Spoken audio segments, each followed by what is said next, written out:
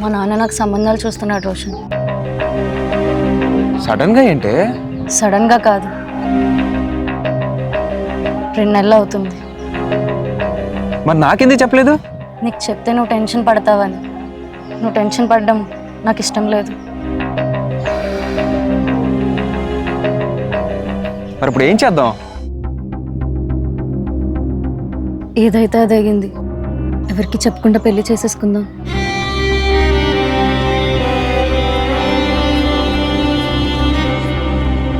Sir నీకేమైనా పిచ్చా? పెళ్లి చేసుకుంటే బాగానే ఉంటుంది, తర్వాత నిన్ను పోషించడానికి నా దగ్గర డబ్బులు ఉండాలి కదా. డబ్బుల సంగతి వదిలే, ఏదో ఒకటి చెయ్యొచ్చు, కానీ నువ్వు నా పక్కన ఉంటావు, అది చాలు. ఏం ఆలోచిస్తున్నావు? నిన్నే. ఏం ఆలోచిస్తున్నారండి? ఏం లేదు. భోంచేద్దాం రండి.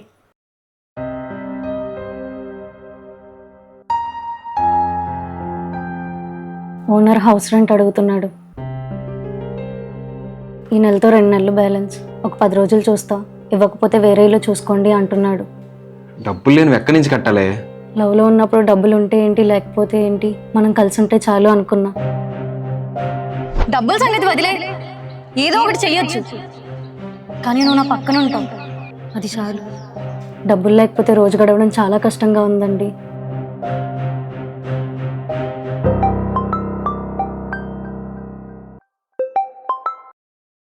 హలో. ఏం సార్, అసలు కంపెనీ నెంబర్తో కాల్ చేస్తుంటే ఫోనే లిఫ్ట్ చేయట్లేదు. గుర్తుంది కదా, 3 నెలలు ఈఎంఐ పెండింగ్. ఏదో తెలిసిన కదా అని ఇప్పటివరకు మేనేజ్ చేసుకుంటూ వచ్చా. ఈ నెల ఇంకా అవ్వదు సార్, కంపల్సరీ కట్టాల్సిందే. సార్ ఇంకొక నెల టైం ఇవ్వండి, నెక్స్ట్ మంత్ మొత్తం క్లియర్ చేసేస్తా ప్లీజ్. ఇంకో నెల కుదరదండి, నేను చెప్పాల్సింది చెప్పాను. బండి పట్టుకెళ్ళాలి వస్తే నాకు సంబంధం లేదు ఇంకా. సార్ సార్ సార్ ఈఎంఐ వాళ్ళేనా? ఊటీలు చేస్తున్నా సరే డబ్బులు సరిపోవట్లేదే. ఏం కాదులేండి, ఏదో ఒకటి చేద్దాం. సార్ కరెంట్ బిల్,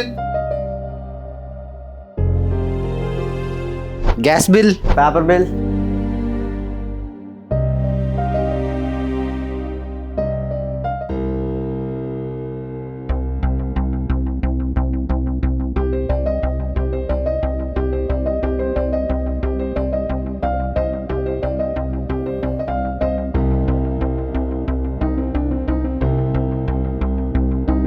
నాన్న, నేను చెప్పింది తిని కోసమే.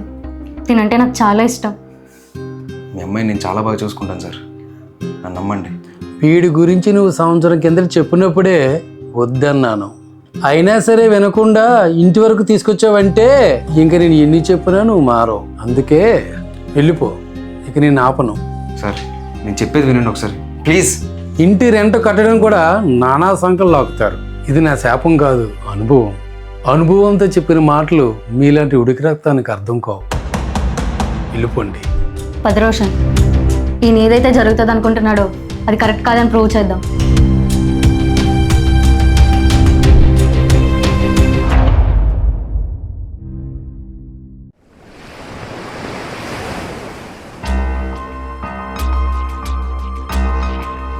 నమస్తే సార్.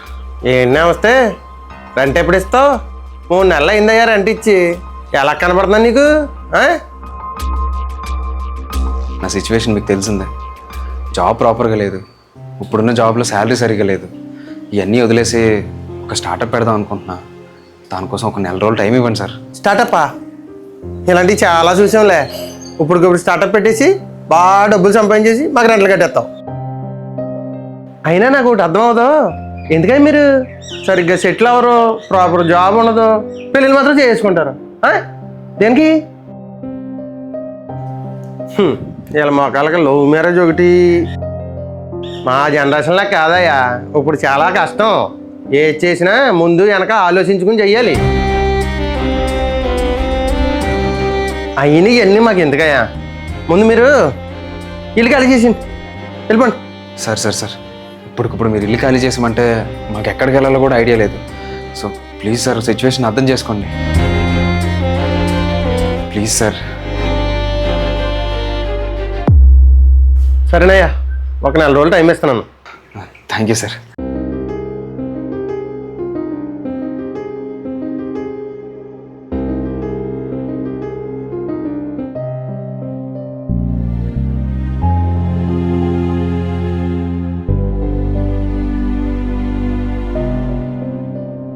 అమ్మా నందిని వెళ్దామా? హా ఆంటీ వస్తున్నా. సరే అమ్మా. వెళ్దామా అండి? వెళ్దామండి. నందిని కూడా వస్తాను అన్నది, ముగ్గురం కలిసి వెళ్దాం. ఏంటి ఈ అమ్మాయా? అవునండి, ఏమైంది? ఆ అమ్మాయితో వెళ్ళామంటే షాపింగ్ మాల్లో అందరి ముందర మన రేంజ్ తగ్గిపోతుందండి. అంటే ఏంటండి, నాకు అర్థం కాలేదు. ఏమండి, ఆ పిల్ల మళ్ళీ మళ్ళీ కట్టించేలా కడుతుంది. మనమా కట్టింది రెండోసారి కట్టాం. అలాంటిది మన కూడా వచ్చి మన రేంజ్ బట్టలు ఎలా తీసుకుంటుంది అనుకుంటున్నారు? వీళ్ళు ఆయన ఉన్నాడే, ఆ పిల్లాడికి రూపాయి సంపాదన ఉండదు. ఇంట్లో కాదని లవ్ మ్యారేజ్ చేసుకున్నారు. ఇప్పుడు చూడండి వాళ్ళ పరిస్థితి. అయినా ఇంట్లో వాళ్ళని కాదని పెళ్లి చేసుకుంటే జీవితాలు ఇలా కాక ఎలా ఉంటాయి చెప్పండి? ఉండండి, ఆ పాప వస్తాను అన్నది వింటే బాగోదు. అదిగోనండి వచ్చేస్తుంది అమ్మాయి. వెళ్దామా నందిని? మీరు వెళ్ళండి ఆంటీ, నాకు ఇంట్లో కొంచెం పని ఉంది. అయ్యో పనుందా? సరేలే, మనం ఇంకెప్పుడైనా వెళ్దాం. సరే పదండి మనం వెళ్దాం. అది కాదమ్మా, ఇప్పుడే వస్తానన్నావు. అమ్మయ్యా పదండి మనం వెళ్ళిపోదాం.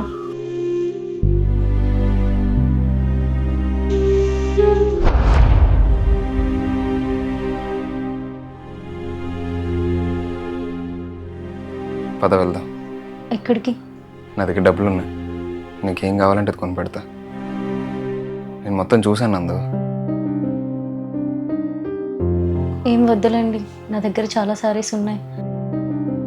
సారీ, నా వల్ల నువ్వు చాలా మాటలు పడుతున్నావు. ఏవండి, ఇన్ని అవమానాలు పడుతున్నారు కదా, స్టార్టప్ ఐడియా పక్కన పెట్టేసి ఏదైనా జాబ్ చేద్దాం అనుకుంటున్నారా? అసలు అలా ఆలోచించొద్దండి. ఎవరేమన్నా నేను మీకు తోడుగా ఉంటాను. ఎలాంటి సిచ్యువేషన్ వచ్చినా సరే స్టార్టప్ ఐడియా పక్కన పెట్టొద్దు.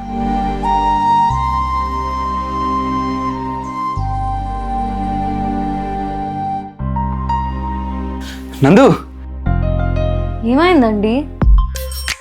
4 months బ్యాక్ నా స్టార్ట్అప్ కోసం ఇన్వెస్టర్స్కి ఎక్స్ప్లెయిన్ చేశానని చెప్పాను కదా, వాళ్ళకి నా మోడల్ అంతా చాలా నచ్చిందంటే ఇంప్రెస్ అయిపోయి ఓకే చేశారు. 25 lakhs అడ్వాన్స్ పే చెక్ కూడా ఇస్తా అన్నారు. నిజంగానా? హా, ఇంకా మన కష్టాలన్నీ తీరిపోయినట్టే నందు, ఎవరి దగ్గర చేయి చాపక్కర్లేదు. ఇదంతా చూసాక మీకేమర్థమైంది? ఈ జనరేషన్లో ప్రేమించి పెళ్లి చేసుకోవడం అన్నది చాలా ఈజీ అయిపోయింది. ఎవరైనా చేసుకుంటారు, కానీ పెళ్ళయ్యాక ఎంతటి కష్టం వచ్చినా, ఎలాంటి సిచ్యువేషన్స్ వచ్చినా ఒకరికొకరు ఎలా తోడయ్యారన్నదే ఇంపార్టెంట్ అండి. డబ్బులు అనేది చాలా ఇంపార్టెంట్. ప్రేమించడానికి డబ్బు అవసరం లేదేమో, కానీ పెళ్లి చేసుకోవడానికి, బ్రతకడానికి మాత్రం డబ్బు చాలా అవసరం. ఇది మీకు అర్థమైందని అనుకుంటున్నా.